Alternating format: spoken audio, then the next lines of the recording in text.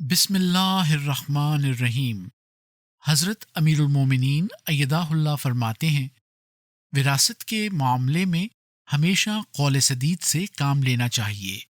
حضرت خلیفۃ المسیح اول رضی اللہ تعالی عنہ نے فرمایا کہ لوگ عورتوں کے حقوق ادا نہیں کرتے، وراثت کے حقوق اور ان کا شرعی حصہ نہیں دیتے۔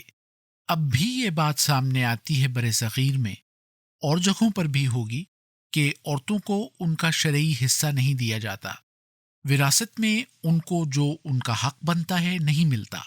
اور یہ بات نظام کے سامنے تب آتی ہے جب بعض عورتیں وصیت کرتی ہیں تو لکھ دیتی ہیں، مجھے وراثت میں اتنی جائیداد تو ملی تھی لیکن میں نے اپنے بھائی کو یا بھائیوں کو دے دی اور اس وقت میرے پاس کچھ نہیں ہے۔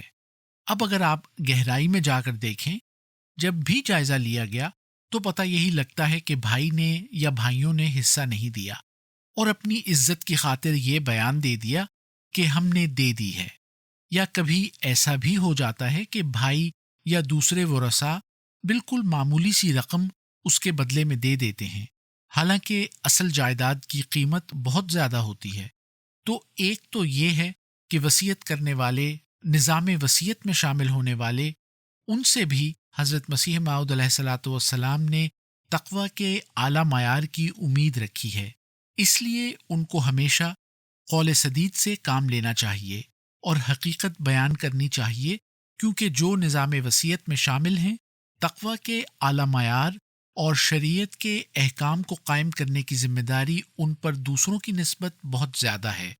اس لیے جو بھی حقیقت ہے، قطع نظر اس کے کہ آپ کے بھائی پر کوئی حرف آتا ہے یا ناراضگی ہو، حقیقت حال جو ہے وہ بہرحال واضح کرنی چاہیے، تاکہ ایک تو یہ کہ کسی کا حق مارا گیا ہے تو نظام حرکت میں آئے اور ان کو حق دلوایا جائے۔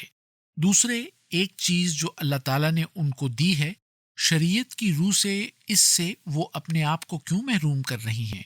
اور صرف یہی نہیں کہ اپنے آپ کو محروم کر رہی ہیں، بلکہ وصیت کے نظام میں شامل ہو کے جو ان کا ایک حصہ ہے، اس سے خدا تعالیٰ کے لیے جو دینا چاہتی ہیں اس سے بھی غلط بیانی سے کام لے کے وہاں بھی صحیح طرح ادائیگی نہیں کر رہی۔